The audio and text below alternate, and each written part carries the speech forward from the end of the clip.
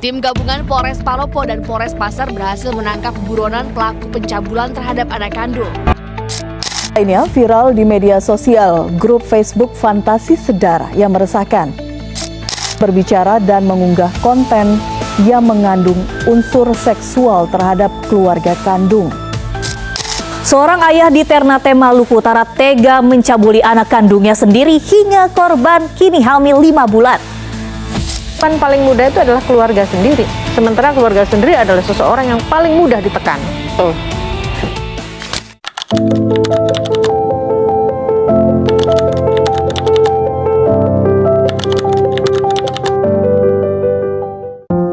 Rumah, sebuah tempat di mana kita bisa merasa paling aman. Tempat untuk menjadi diri sendiri tanpa rasa takut. Tempat di mana anak dan perempuan seharusnya merasa dilindungi, dihargai, dan dicintai. Namun, tidak semua rumah menjadi tempat berlindung. Kekerasan seksual seringkali tidak datang dari orang asing di luar sana. Ancaman bisa datang dari orang terdekat, bahkan dari orang yang kita percayai. Di rumah, kekerasan seksual tidak datang dengan suara teriakan. Ia datang dengan keheningan. Pelaku bukan orang asing yang menakutkan di jalanan gelap. Bukan sosok asing yang tiba-tiba muncul di malam hari. Seringkali, pelaku adalah seseorang yang kita panggil keluarga. Orang yang duduk di meja makan yang sama.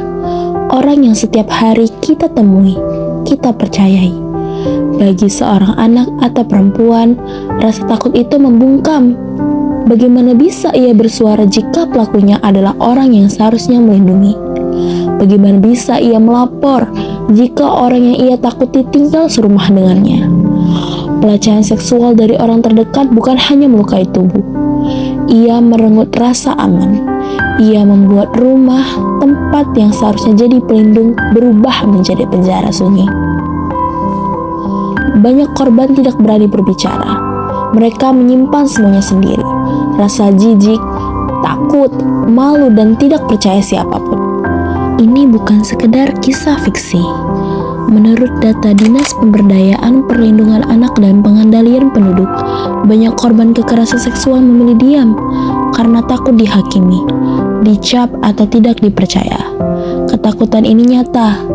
Mereka hidup dalam sunyi, menanggung beban sendiri. Negara tidak tinggal diam. Melalui Undang-Undang Nomor 12 Tahun 2022 tentang tindak pidana kekerasan seksual, negara hadir untuk melindungi korban dan menghukum pelaku. Pasal 4 menyebut kekerasan seksual termasuk dalam rumah tangga adalah tindak pidana. Pasal 15 menyebutkan pemberatan hukuman bila pelaku adalah anggota keluarga. Dan pasal 23 melarang penyelesaian damai di luar pengadilan demi melindungi hak-hak korban. Korban berhak mendapatkan perlindungan, pendampingan psikologis, serta akses terhadap proses hukum yang adil. Undang-undang tindak pidana kekerasan seksual adalah janji bahwa korban tidak sendiri. Pelaku harus bertanggung jawab atas perbuatannya. Korban berhak untuk pulih, untuk bangkit, dan mendapat keadilan sejati. Undang-undang tindak pidana kekerasan seksual bukan sekadar aturan. Ini adalah janji perlindungan. Melapor bukanlah aib. Melapor adalah keberanian. Rumah sejati adalah tempat yang melindungi, bukan melukai. Mari hentikan kekerasan seksual mulai dari rumah, mulai dari kita. Lindungi perempuan, lindungi anak, untuk Indonesia yang lebih adil, aman, dan manusiawi. Jika Anda mengalami atau menyaksikan kekerasan seksual, segera laporkan.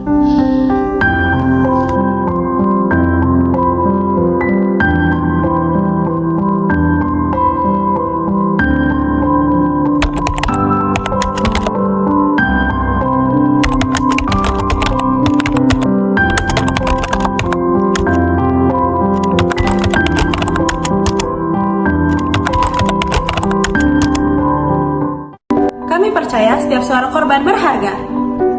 Tak ada satupun kisah yang boleh dibongkar. Setiap laporan adalah bukti keberanian. Dan setiap keberanian adalah langkah menuju keadilan. Perempuan berhak merasa aman dimanapun mereka berada. Anak-anak berhak tumbuh tanpa rasa takut. Mereka semua berhak atas kebahagiaan dan perlindungan. Mari bersama kita hentikan kekerasan seksual.